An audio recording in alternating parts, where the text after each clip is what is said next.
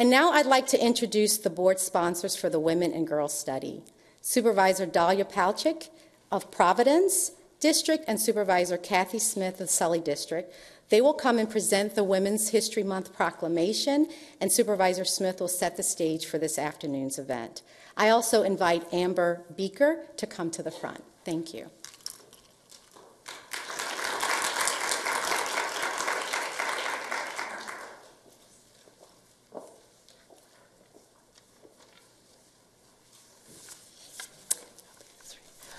Well, welcome and good afternoon. I'm Providence Supervisor Dahlia Palchik, and I'm here with my colleague Kathy Smith.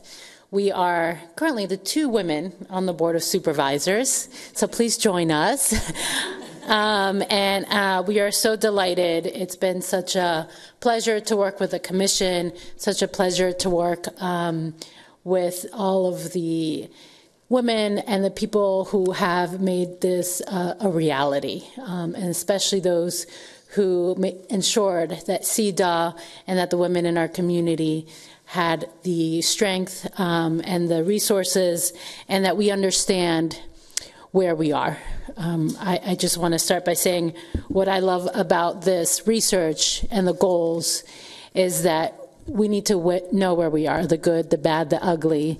There's an organization I love that does a yearly failure report. I know we all love to talk about our successes, but where we really learn is where we are falling behind and where there's still work to be done. And so before I read this proclamation, just want to thank all of you who've worked on this, the researchers, and those who ensure that we really truly understand the status of women and girls, so that we can improve from that going forward. But to that, I believe we have one other of our colleagues here. I want to recognize Jimmy Bierman, our brand new supervisor from the Drainsville District as well. Okay. And so I get to present this to my friend Amber. So whereas Women's History Month is an opportunity to celebrate and recognize the vital role of women who have long recognized the inherent injustice of an uneven playing field in eliminating bias and discrimination from our lives and institutions. And whereas, in alignment with the One Fairfax policy, we acknowledge that a just and inclusive society requires the collective effort of women as integral members of families, civic and community groups, businesses, legislative bodies, challenging the status quo. I love that part. And whereas, in 2024, we celebrate the example set by women dedicated to embracing everyone in our collective pursuit of freedom and opportunity, and recognize the transformative power of diverse voices in shaping a just society. And whereas women across the nation are actively engaged in developing innovative programs and projects within corporations, the military, federal agencies, and educational organizations to address and rectify injustices related to equity, diversity, and inclusion. And whereas we proudly honor the local women, past and present, advocating for change and establishing firmer safeguards, practices, and legislation reflecting the values of inclusion, equality, and fairness.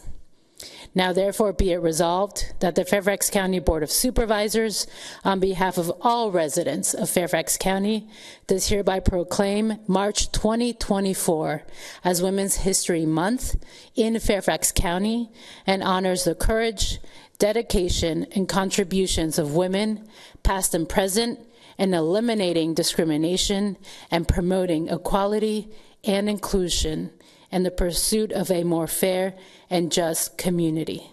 Signed by our chairman, Jeff McKay, by myself, Supervisor Dahlia Palchik, by my colleague, Kathy Smith.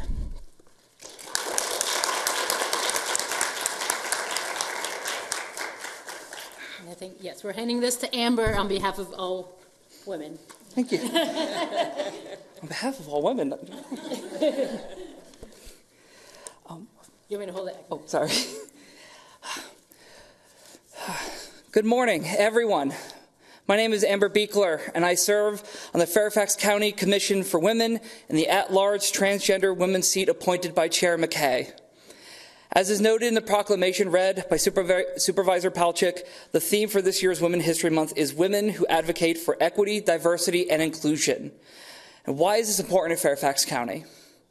Fairfax County is to be celebrated as one of the most racially and ethnically diverse counties in the nation, with more than 1 in 4 residents having been born outside the U.S. and almost 40% of residents speaking a language other than English at home. The county has embraced its diversity and to a large extent has made progress to be more inclusive. However, there is work to be done to ensure equitable outcomes for women and girls, not only in Fairfax County, but across the nation and around the globe. We are positioned to be a model, a beacon for what true diversity, inclusion, and equity could look like. But it's a radical position that requires bold and courageous action. We need true allyship and solidarity with those at the margins, women of color, transgender women, and women, and in general, women in LGBTQ plus communities, as they are the highest risk of violence, as are those threatened by global conflict. I would be remiss if I did not take a moment during this important commemoration to acknowledge the pain and suffering of our sisters, mothers, and daughters around the world who are caught in the middle of more global conflicts than have occurred since the end of World War II. We know that women and girls are disproportionately impacted by war and conflict simply because of their gender. Women and girls are experiencing alarming rates of sexual violence, physical and verbal abuse, and barriers in accessing resources. Given the diversity of our county, we all likely have neighbors and friends and family directly impacted. So during Women's History Month, we are compelled to not only focus on local issues, but also be mindful of the suffering of women and girls across the world. In the words of author and activist Audre Lorde, I am not free while any woman is unfree, even when her shackles are very different from my own. Closer to home, legislation across the U.S. is harming and endangering transgender women and girls and the transgender community as a whole, with over 450 anti-LGBTQ plus bills having been introduced this year already. Here in Fairfax County, we still have work to do to truly realize the diversity, equity, and inclusion ideals embodied in the One Fairfax policy. And I'll just go through a few. First, in the most recent Fairfax County Schools Youth Survey, students who identified as non-binary or LGBTQ+ suffered more physical abuse at home, bullying on school property, and attempted suicide than their non-LGBTQ+ peers. Second, in terms of access to health care, women of color in Fairfax County are more likely to live in households without a vehicle, making it harder to get to medical appointments. In addition, the county's foreign-born women and girls have higher rates of being uninsured, which makes them less likely to visit healthcare providers for wellness and preventive care. And third, research also shows that child care is not affordable for all county residents, especially not for single working mothers, and Black women make up the highest percentage of single mothers in the county. Infant care in Fairfax County can cost more than $25,000 per year. There's still much more work to be done. For the board, the Commission for Women, businesses, communities, and all of our allies and friends who care about equity. The Commission pledges to continue to work with the board and the community to bring about equity for all women and girls in Fairfax County. Thank you for taking this opportunity to bring light to this issue.